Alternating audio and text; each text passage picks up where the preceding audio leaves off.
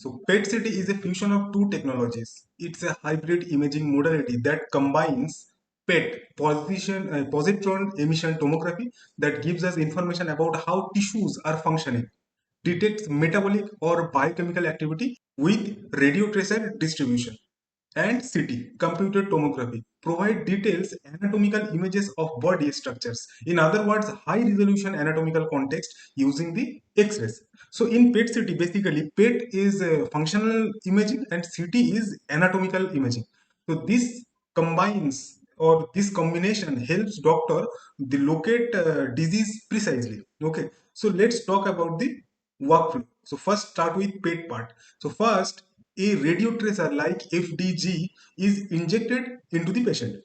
So this tracer contains a positron emitting isotope like you can say F18. So as the tracer travels through the body, it accumulates in tissues that are more metabolically active like cancer cells. So now the physics part begins. The positron emitted from a tracer soon collides with an electron in the body, and when they meet, they annihilate each other and produce two gamma photons. So each with an energy of 511 keV. So these two photons are emitted in opposite direction. So roughly 180-degree apart. PET detectors are placed around the patient, detect these simultaneous photons, and this event is called a coincidence. By analyzing many such events, the system reconstructs the line of response, which is called LOR, line of response, an invisible line connecting the two detectors where the annihilation occurred. As more events are detected, a 3D map of tracer concentration is generated, so showing the areas of high or low biological metabolic activity. Okay, so now comes to the CT scan. So basically in CT, it uses a rotating X-ray source and detectors to capture high resolution images of the body. By scanning from multiple angles, this system reconstructs cross-sectional images showing the body bones, organs, and soft tissue. Okay, so these CT images helps us visualize the structure. After scanning, the CT data is used for anatomical localization. After scanning, the CT data is used for anatomical localization and for attenuation correction of PET data. And PET data provides metabolic or functional information. Okay. So this system then fuses these two data sets, giving a combined image where metabolic hotspots from PET are precisely aligned with anatomical structures from CT. The hybrid image helps clinician pinpoint the disease location, such as tumors, with exceptional accuracy. Okay. So in past, uh, so you can see here an image where the volume, the shaded area from which a pair of simultaneously emitted annihilation photon can be detected in coincidence by pair of detectors. But the thing is, not all the decays in the volume will lead to recorded events. Here the blue one is accepted by coincidence detection, and the orange one rejected by coincident detection. So, because it is necessary that both photons strike the detectors, that's why we shifted to this. So, array of detectors operating in electronic coincidence on the opposite side of the ring. So, this allows simultaneous acquisition of projection views from different angles. So, solid and dotted lines illustrate two simultaneous acquired projection views. Already, so we already discussed about the coincidence and LOR. So PET detectors placed around the patient detect the simultaneous photon, and this event is called this event is called a coincidence. And by analyzing many such events, this system reconstruct the line of response and invisible line connecting two detectors where the annihilation occurred. So three kind of coincidence will be there. One is true coincidence, another one is scatter coincidence, and another one is random coincidence. Okay. So what is true coincidence? This is the ideal scenario. Both photons from a single annihilation event shoot out in exactly opposite direction. They strike two detectors at the same time, forming a straight line through body. So this system records this as a valid event, accurately used to reconstruct the PET image. And second one is scatter coincidence. So here one of the photons get scattered in the patient body or phantom. So usually by tissue.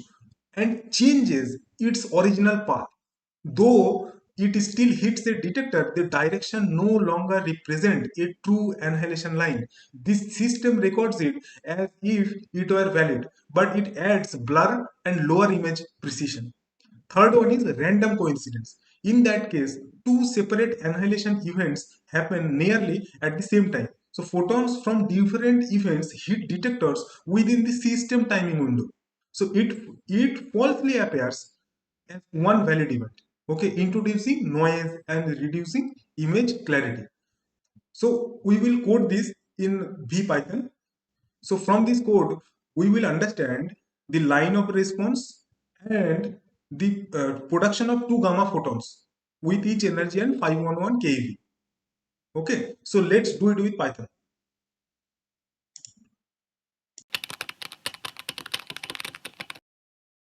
To model this, I am using GlowScript. It's super easy and much fun to use. No need to use any fancy application. You can do it by one click from your computer. So please visit glowscript.com. So first we will make pet detector ring, then phantom or a patient body. Third, that annihilation part. And fourth is gamma photons. So first thing first, that is pet detector ring. So ring radius equal to, let's say, 10, ring thickness 0.2, let's say. Then the detectors equal to list. Sorry. Okay. Then I have to assign some detectors in it. So for angle, in range, let's say initial angle is 0, final angle is 360, and I am assigning the detectors in between 3-degree angle. So the 3, the step size is 3 degree. Okay, so theta equal to radians, RADIANS, radians angle.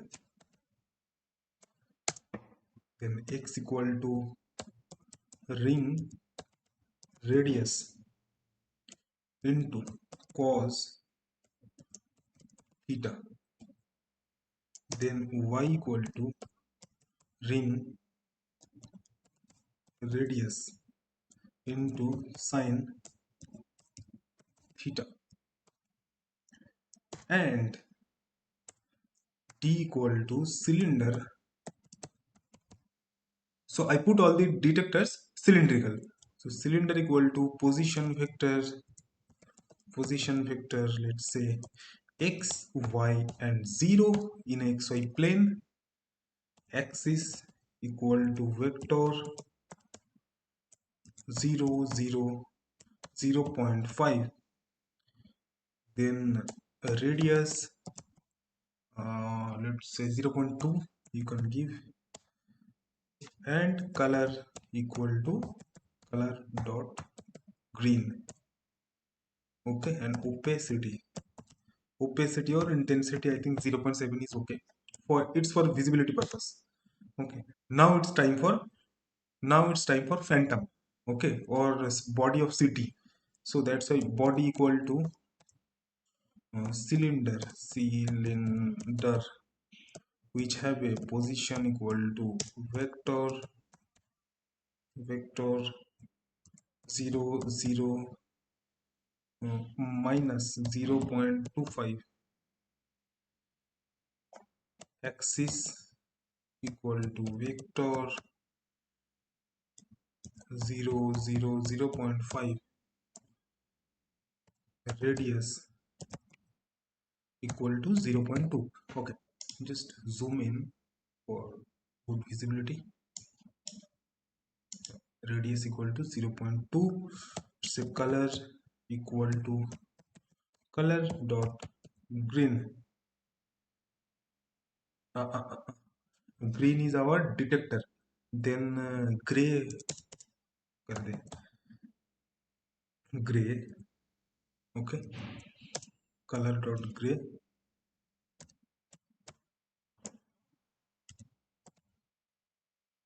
Opacity equal to 0.7. Okay, axis I already defined, radius I already defined, position I already defined, and that's okay. Okay, so radius is 5. Okay, so the detector radius is 0.2 and the phantom or body radius is 5. Okay, so let's run it once. Let's see. Okay, so that green part is our detector ring, and the middle part is our phantom or that body part, body slice.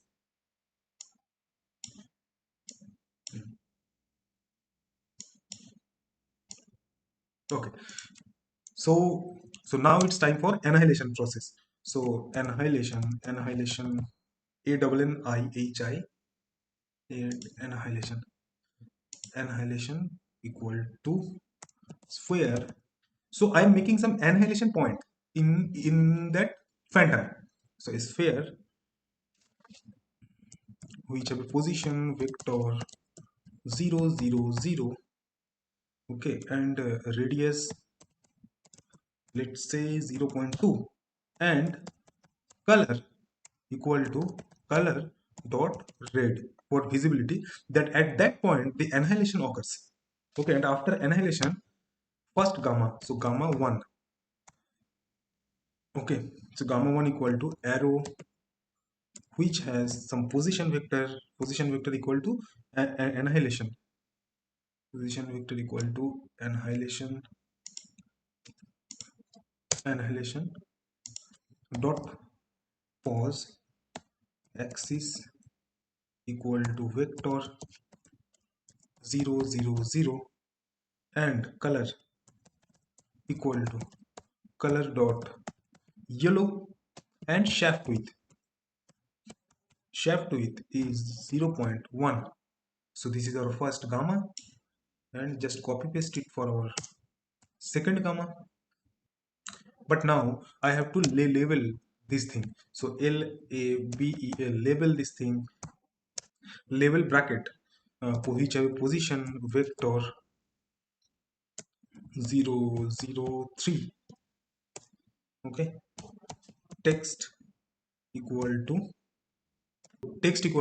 electron plus positron equal to gamma, 2 gamma, and 511 keV gamma each.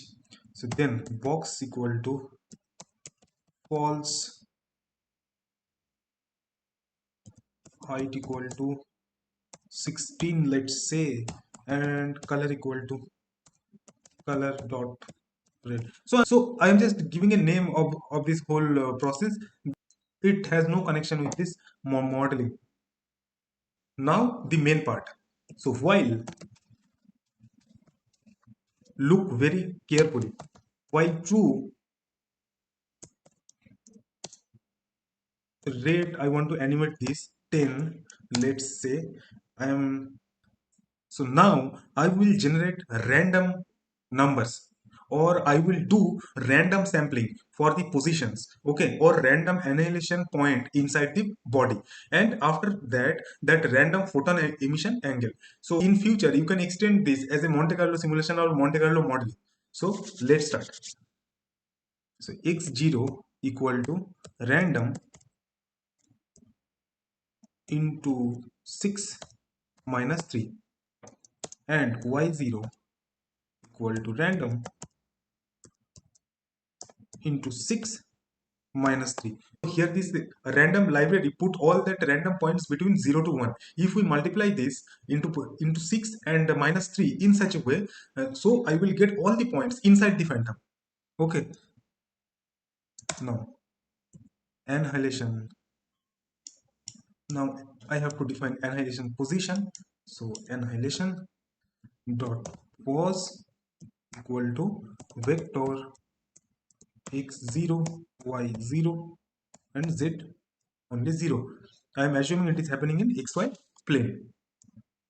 Okay, so now I have to define random emission angle. So for random emission angle, how can you do this? uh, okay, so for angle, I will do this angle equal to random, which will generate points in between, uh, 0 to 1, so random into 2 into pi.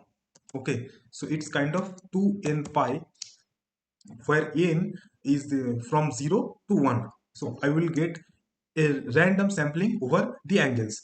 Now dx equal to cos of angle, and dy equal to sine angle. So I'm assuming it is happening in a xy plane, or only one city slice or one phantom slice. Okay, then our first gamma position will equal to annihilation dot position. I'm not writing annihilation because I'm afraid of spelling mistake. Gamma 1 dot pos equal to annihilation dot pos. Okay, now gamma 1 dot axis equal to vector 11 into dx 10 11 into dy. Okay, and 0. Then gamma 2 then gamma 2 dot axis equal to same thing, but the trick is it is opposite to one another, 180 degree. Okay, so minus 11x and minus 11 dy. That's it, it's done. So now if I want to see that random points, so I have to write print uh, gamma 1 dot pos and gamma 2 dot pos, gamma 1 dot pos and gamma 2 dot pos. That's it. So let's run it and we will see.